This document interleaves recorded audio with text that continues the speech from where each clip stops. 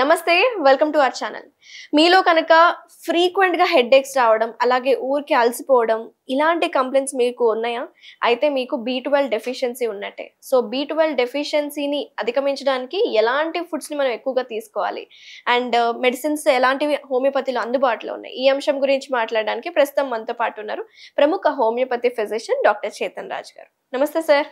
నమస్తే మేడం.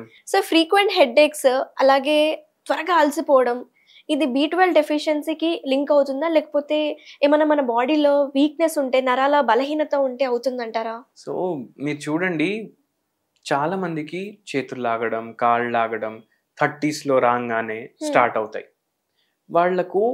వాళ్ళు కన్సల్టేషన్కి వస్తారు. ఓకే. ఒకటైతే ఏమర్థం అవుతుందంటే వీళ్ళకి నరాల బలహీనత అనేది ఉంది. కానీ నరాల బలహీనత దేనివల్ల వస్తుంది?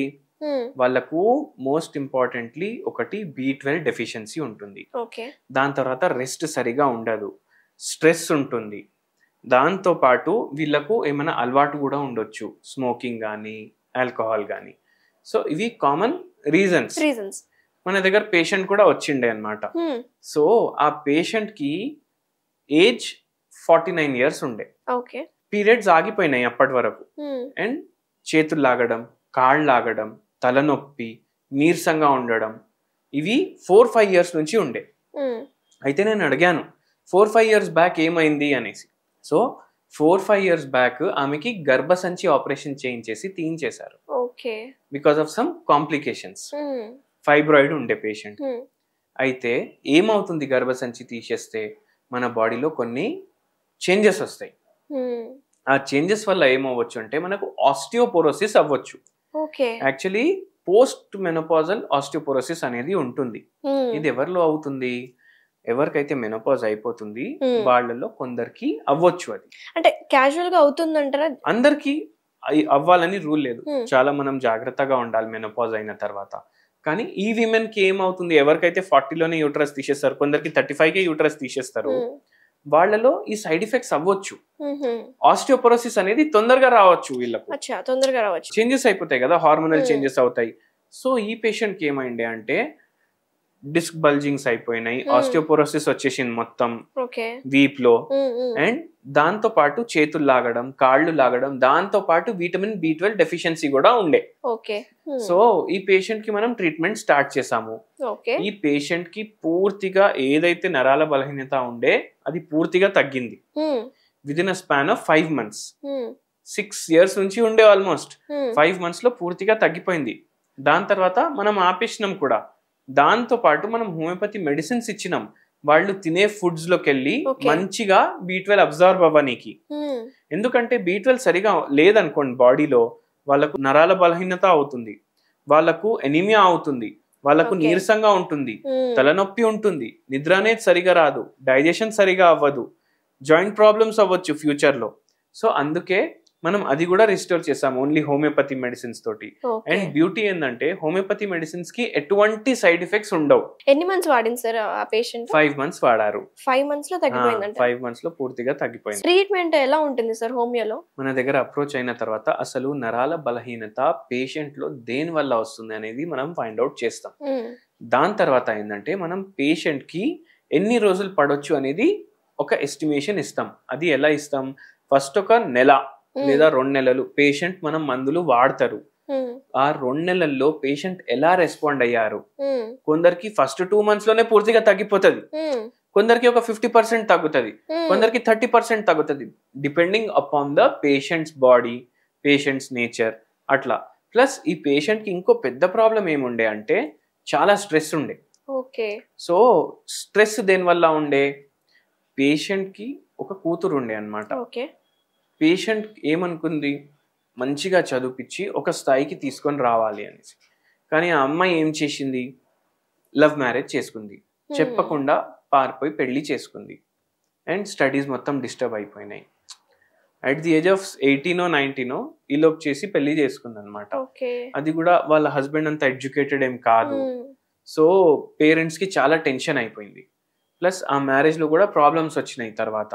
సో పేరెంట్స్ పాప గురించి చాలా ఆలోచిస్తుండే. ఈ లేడీ కూడా వాళ్ళ అమ్మాయి గురించి చాలా ఆలోచించి స్ట్రెస్ వచ్చి యూట్రస్ ఎఫెక్ట్ అయిపోయింది. So stress is a major factor madam, major factor. అందరు ఏమనుకుంటారు, ఓన్లీ జెనెటిక్ ఉంటుంది, పొల్యూషన్ ఉంటుంది.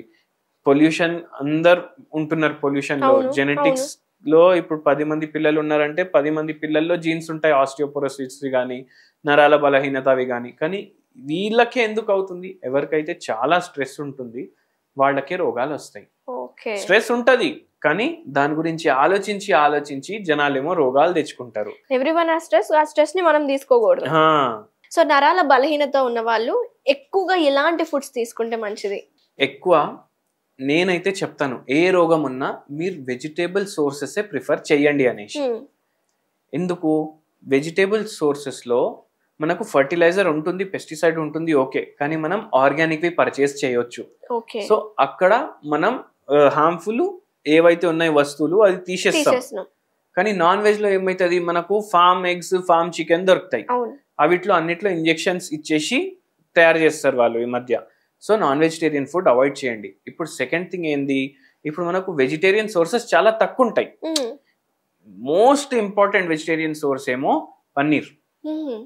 కానీ ఈ మధ్య ఏమైతుంది, మీరు చెప్తే ఆశ్చర్యపడతారు. మీరు ఒకవేళ ఫస్ట్ థింగ్ నరాల బలహీనత కానీ విటమిన్ B12 డెఫిషియన్సీ ఉన్న పన్నీర్ మీ డయట్ లో వీక్లీ 2 లేదా 3 ఇంక్లూడ్ చేయండి. ఎందుకు సార్? పన్నీర్ లో చాలా ఎక్కువ ఉంటుంది విటమిన్ B12.